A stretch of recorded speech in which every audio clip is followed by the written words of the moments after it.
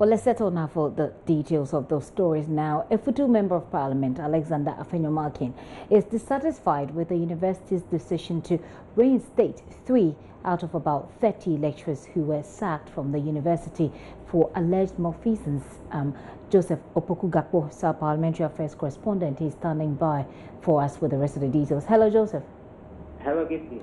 Well, tell us the reasons he gives for his dissatisfaction. A number of them.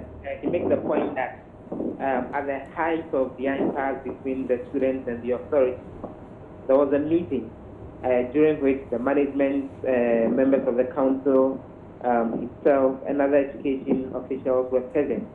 And at that meeting, a consensus was reached that not just the 3 lecturers who been reinstated in the statement that the university issued a few days ago and indicated that the university is being reopened, but a lot more of them. He mentioned some other names, including Dr. Samuel Bekwe, who was also dismissed. He said there was another gentleman who was dismissed because there was a situation where he was spotted holding the bag of one of those who had sued the university, and that was the basis for his dismissal. So he said up to all the more than 30 people who were dismissed over the impasse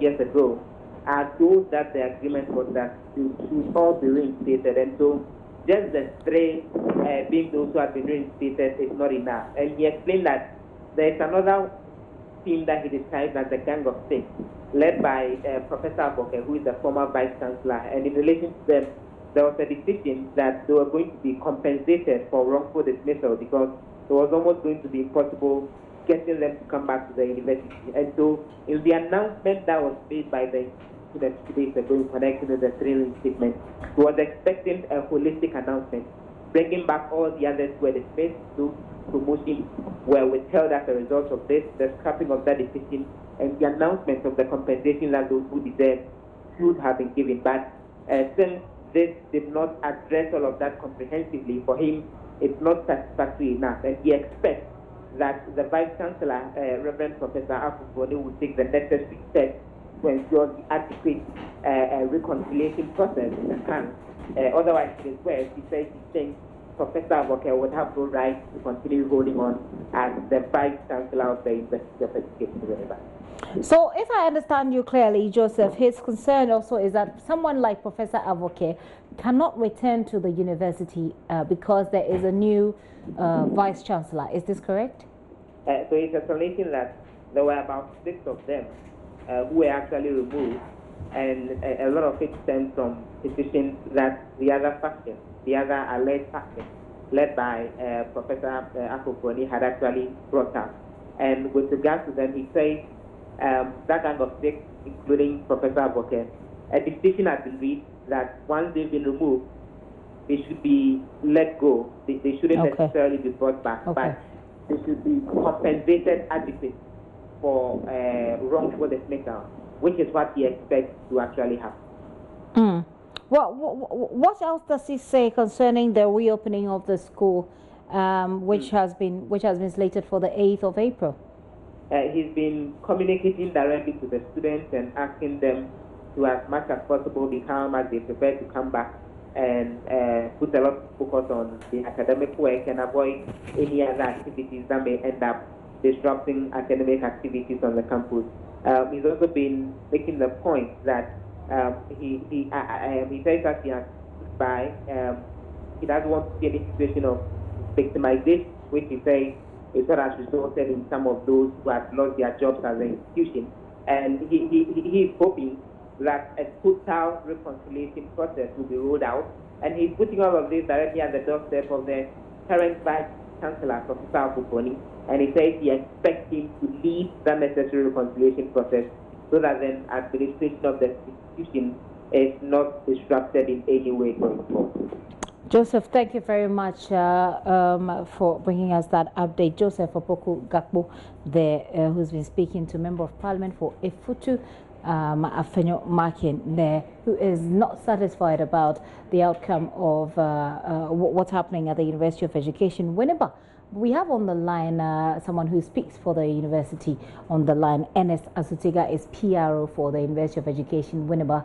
He joins us on the line with details for all of this. Ms. Asutiga, thank you once again this afternoon here on the Pulse. Now, we understand that there was a meeting, and at that meeting, this was not what you agreed on. What you agreed on was not to reinstate only 3 people, but more. In fact, all of them. Hello, Gifty. Yes, sir. Yeah, good afternoon for having me, and good afternoon to your discerning viewers. I suspect he is referring to that meeting involving some council members, he himself, Kennedy Japon, Honorable, and then the minister in charge of education. I have made that point clear before, that at that meeting, there was no such agreement that the people who were affected should be reinstated unconditionally. There was no such agreement. The discussion centered around trying to restore peace on campus and ensuring order, and that was what took place at that meeting, I am informed. I see. Well, we'll have to get Mr. Afenyomarkin back on that. Perhaps he did not hear correctly. Perhaps he expects something else. We need to get some clarification on his part. But one of the things that have also come up is that there was supposed to be compensation for wrongful dismissal for persons including Professor Abvoke. Has that been done? Again, it runs on the earlier claim he made that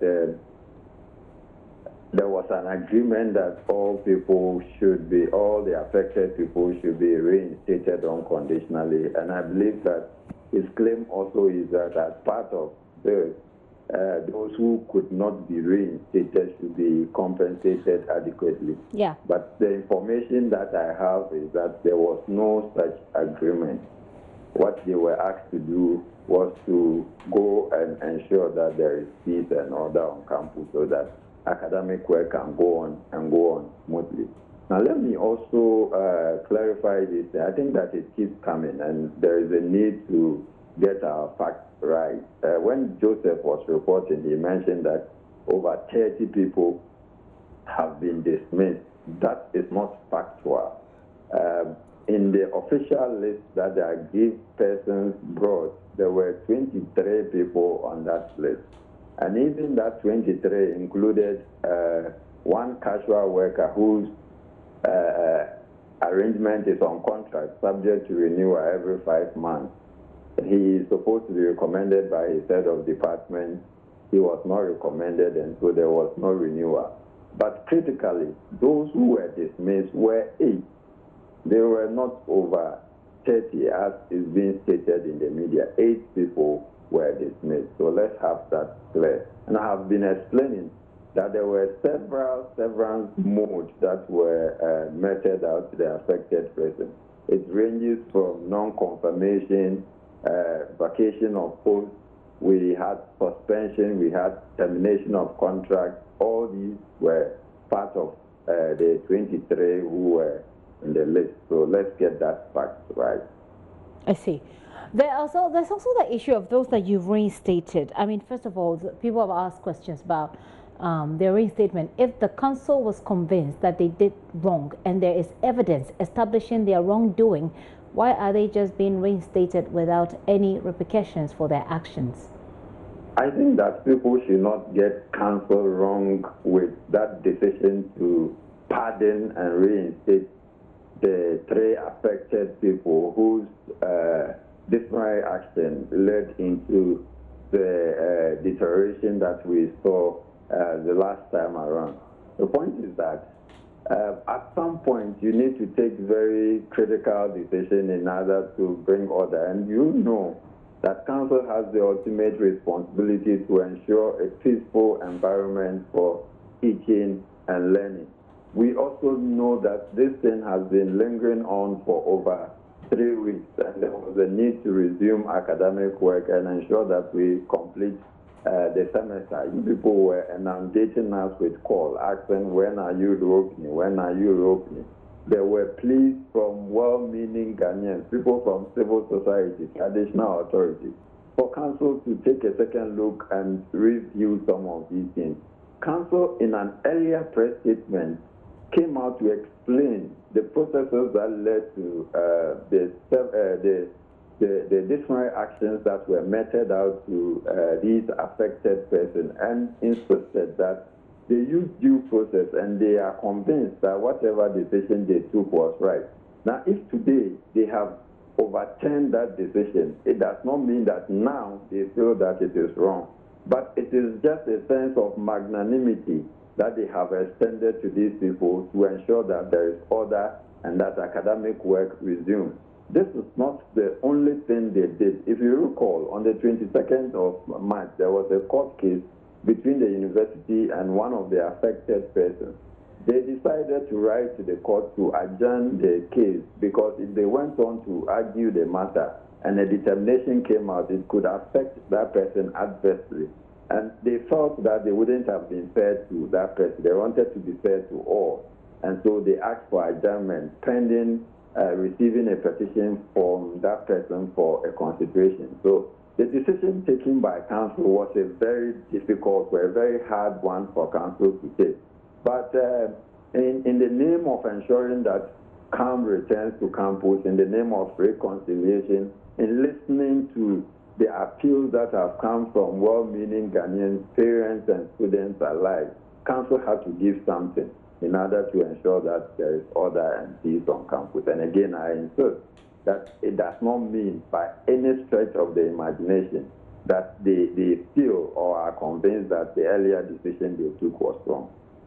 Well, Ms. Hasitiga, quick two questions so that we can call it a day. Mr. Effutu MP has been very active in this process. He's first of all was very active in the process that brought Professor Afo-Broni to head the university, and he's been very active as well in this recent development. Has the university council or the university authorities reached out to him to try and figure this out, because they are the ones that he, for example, has been talking a lot about the figures, some of which you've been correcting in terms of who has been sacked from the school, etc. Has the university reached out to him to try and have a conversation that ends his side of the rhetoric and gives you a united front, so to speak? As far as I know, on official level, the only time they met was the one that involved the minister, Honorable Kennedy Japan, to discuss the way forward in trying to bring peace to campus. And so at that level, yes, there was some discussion going on, but not to the extent that they were able to broker a particular agreement that is to ensure that all people who were affected one way or the other return to campus unconditionally. The point is that these people were involved in different kinds of activities, or let me call it crimes or infractions, where they were found guilty, and consequently various punishments were meted out to them. And so if you have to make a consideration of their case, it has to be on one-on-one basis, so that you will look at the merits of their situation before you come to a determination. And I think that should be the course of action in every society, because discipline is the linchpin of everything. It is that which holds us. And from time to time, these actions will be meted out across the various public universities on daily basis. These actions are meted out. It's unfortunate that it is that of Winneba that is in the forefront of the media. Very well, Mr. Hasitiga, I actually asked because we also, even after this, brouhaha, we also heard how his counter directives, came in as the whether or not the school was reopened. But speaking about the reopening of the school, we know that on the 8th, on the 9th, the students are supposed to come back. How is everything going? The processes towards their return or towards the reopening of the school, how are they going? Well, the students are actually supposed to return to campus on the 8th. That is the arrival date. Okay. And then academic work will begin from the 9th. Okay. Earlier, okay. we had arranged that between 9th and 12th, they would have had their mid-semester quizzes, but that has been postponed indefinitely, pending a meeting of the academic board on Monday, 8th of April. Okay. Ms. Azutiga, thank you very much for your time this afternoon and for the clarifications that you've provided. Obviously, it looks like we will have to get back to Mr. Afenyomarkin, you know, to substantiate this claim as to whether or not indeed the meeting agreed that all 23, you say 30, whichever, that all lecturers who were sacked from the university should be reinstated. Ernest Azutiga is a PRO for the University of Education, Winneba.